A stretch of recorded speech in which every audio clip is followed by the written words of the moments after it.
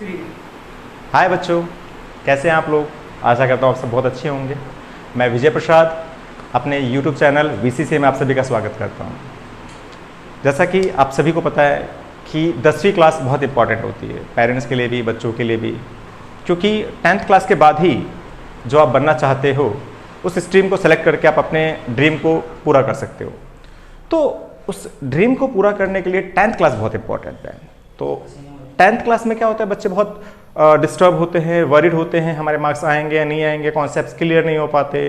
तो उन कॉन्सेप्ट्स को सिंपल करने के लिए, सिंपल वे में समझाने के लिए मैंने अपना ये चैनल बनाया है और कोशिश करूंगा कि आपको मैथ के जो कॉन्सेप्ट बहुत सिंपल वे में समझ आए और जो बेस होता है मैथ का वो मैं आपको बहुत अच्छी तरह से समझा सकूं। मेरी कोशिश यही रहेगी। इसी के लिए मैंने 10th क्लास का चैप्टर 3 जिसका नाम है pair of linear equation two variables, आज इसका मैं आपको बेस क्लियर करूंगा और उस बेस के थ्रू आप खुद देखिएगा आप क्वेश्चन अपने आप कैसे सॉल्व कर पाते हैं। ठीक है, तो चलिए स्टार्ट करते हैं इस चैप्टर को जिसका नाम है pair of linear equation two variables. जैसे कि आप 10th क्लास में तो होप्स हो आप सभी को पता होगा कि इस जो नाम दिया गया चैप्टर का, इसमें वर्ड की मीनिंग्स क्या है। फिर भी मैं अपनी तरफ से कुछ नॉलेज आपको देना चाहूंगा लाइक दैट। जैसे कि हमें पता है कि यहां पर दो कॉन्सेप्ट होते हैं, एक होता है वेरिएबल और एक होता है कांस्टेंट। वेरिएबल्स में आते हैं आपके जितने भी अल्फाबेट्स होते हैं वो आ जाते हैं और कांस्टेंट में आपके नंबर्स आ जाते हैं। दोनों मिलके बनाते हैं आपका पॉलिनोमियल। और जब पॉलिनोमियल में दो लेफ्ट हैंड साइड और राइट हैंड साइड ये आ जाते हैं तो दैट इज कॉल्ड इक्वेशन। आप सभी को ये पता ही होगा। और यहां पर है pair of linear equation in two variables. अभी टू वेरिएबल्स का मीनिंग क्या हुआ? टू वेरिएबल का मीनिंग क्या हुआ कि आपकी इक्वेशन के अंदर आपके पास दो वेरिएबल होंगे like this, x plus y equal to 5। अच्छा, कई बार क्या होता है ना, बच्चों से पूछ लेता है कि 6 प्लस 7 इक्वल टू 8 प्लस 7, क्या ये इक्वेशन है? तो दैट इज नॉट इक्वेशन। इसका रीजन क्या है? क्योंकि यहाँ पे वेरिएबल नहीं है। वैसे भी 13 और 15 और इक्वल तो है नहीं, बस समझाने के लिए बता रहा हूं दोनों नंबर्स हैं और ये इक्वेशन नहीं है क्योंकि यहाँ वेरिएबल नहीं है। लेकिन अगर मैं लिखता हूं x इक्वल टू वाई, ये वेरिएबल है। ऐसा क्यों? यहाँ तो नंबर्स नहीं है। इसका रीजन होता है कि जो वेरिएबल होता है उसका जो कोएफिशिएंट होता है उसे 1 माना जाता है, जो कि हम लिखते नहीं है। तो यहाँ दोनों वेरिएबल के पास 1 है, तो कांस्टेंट भी है और वेरिएबल भी है। So that's why it is called variable, sorry equation, right. तो जो फॉर्मेट है वो है a1x plus b1y plus c1 equal to 0, a2x plus b2y plus c2 equal to 0। अब काफी बच्चों के माइंड में आएगा कि सर आपने a b c लिख दिया और यहां पे आपने बताया कि a to z वेरिएबल है। बिल्कुल सही, लेकिन हम यहां मान के चल रहे हैं कि ये जो a1 a2 है, b1 b2 है, c1 c2 है, दीज आर ऑल कांस्टेंट। यानी कोई नंबर्स होंगे जिसको हमने यहां पे a1 b1 c1 का नाम दिया हुआ है, राइट। ओके, तो इसको हमने कांस्टेंट का नाम दिया हुआ है, कांस्टेंट है हमारे। ओके, तो अब इन इक्वेशंस के थ्रू करना क्या है? इन इक्वेशंस के थ्रू हमें यह बताना है कि जो इनका ग्राफ बनेगा या जब हम इनको सॉल्व करेंगे तो आंसर्स किस प्रकार के होंगे, राइट। आप सिर्फ इक्वेशन देखकर आप बता सकते हो कि इसका जो ग्राफ बनेगा कैसा बनेगा, या इसका आंसर होगा तो कैसा आंसर होगा, आंसर होगा भी या नहीं होगा। अब कैसे बताएंगे? इसके लिए आप क्या करेंगे, ये जो x y और बिना x y का जो नंबर है इन्हें हम बोलते हैं कांस्टेंट कोएफिशिएंट्स।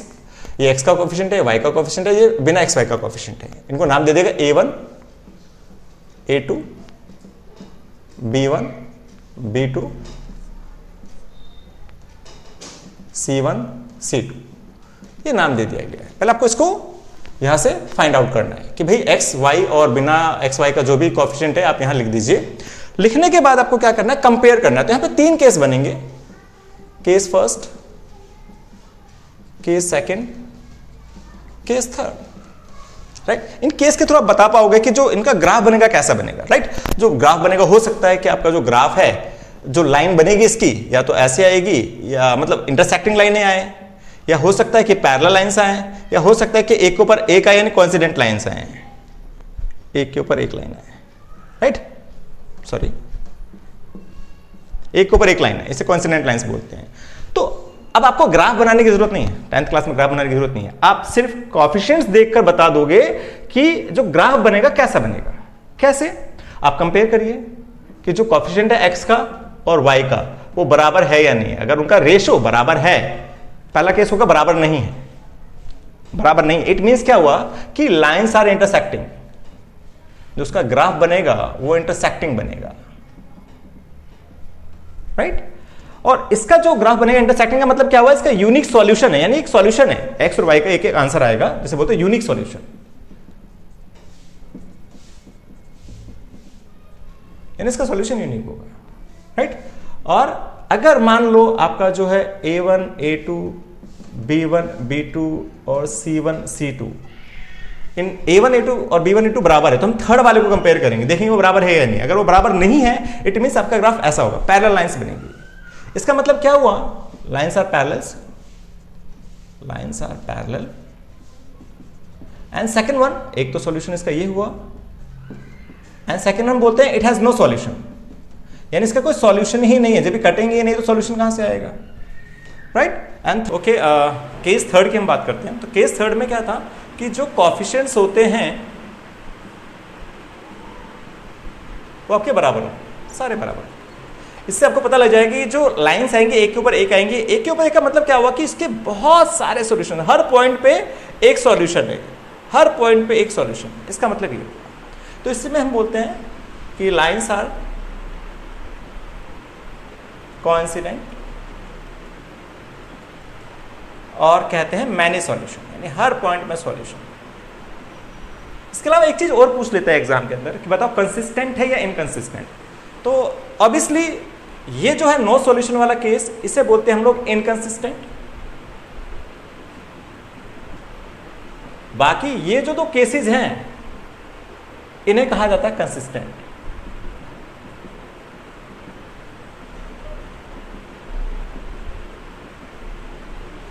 ये तो घबराना नहीं है इन क्वेश्चंस के अंदर कि करना क्या है, कैसे करना है। सिंपली क्या करना है आपको, बस जो भी दो इक्वेशंस दे रखे हैं, या तो ये फॉर्मेट होगा या हो सकता है कि फॉर्मेट ये हो, C1 आपके इक्वल टू में हो, नो इशू। आपको बस कोएफिशिएंट्स लेने हैं, कंपेयर करना है। कंपेयर करने पे तीन केस बनेंगे। पहला केस कि कोएफिशिएंट्स बराबर नहीं है, दूसरा केस पहले कोएफिशिएंट्स बराबर है, थर्ड वाला कोएफिशिएंट बराबर नहीं है, हो सकता है तीनों बराबर है। तो उसके अकॉर्डिंग हम लोग कोई भी क्वेश्चन इसमें घुमा फिरा के दे, आप इजीली आंसर दे सकते हैं। एक एग्जांपल देखते हैं हम लोग, जैसे कि एक बुक का एग्जांपल देखते हैं। एक क्वेश्चन लेके चलते हैं। क्वेश्चन है 3x + 2y = 5 and 2x - 3y = 7। तो जैसा मैंने आपसे बताया था कि ये वेरिएबल है और इनके साथ जो कोएफिशिएंट है वो कांस्टेंट है, उन्हीं को ABC नाम दिया गया था, A1, B1, C1 कहा गया था। तो यहां पर मेरे पास जो A1 है वो 3 है, और जो A2 है वो 2 है, B1 2 और B2 -3, C1 5 और C2 7। लो अब कंपेयर करके देखते हैं, क्या 3/2, यहाँ बिकॉज का sign 3/2 is not equal to 2/-3, so it is a first case. तो ये पहला केस है। इट मीन्स इसने पूछा था इसमें कि लाइंस ये कंसिस्टेंट है इनकंसिस्टेंट है, तो मुझे पता लगा कि ये कंसिस्टेंट है। ठीक है, एक क्वेश्चन है जो फ्रैक्शन में आता है, बच्चे डिस्टर्ब हो जाते हैं like that, 3/2x + 5/3y = 7 and 9x - 10y = 14। तो फ्रैक्शंस वाले क्वेश्चन में पजल नहीं होना है। एक सीधा सा लॉजिक बताता हूं मैं आपको।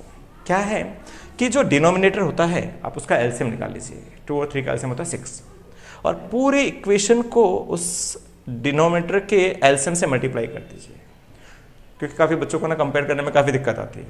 तो उसका सिंपल सा तरीका यही है कि आप डिनोमिनेटर जो है उसका एलसीएम निकालिए, उस एलसीएम से सारे पूरी इक्वेशन को मल्टीप्लाई कर दीजिए, यानी हर टर्म्स को मल्टीप्लाई कर दीजिए।